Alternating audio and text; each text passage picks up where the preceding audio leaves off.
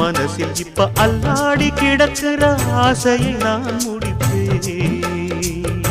விரும்பியது இந்நேரம் கிடைக்கிற போது ஒரு ஏக்கம் நெஞ்சில் ஏது? எல்லோர்க்கும் நினைத்தது போலே மன வாழ்க்கை வாய்த்திடாது.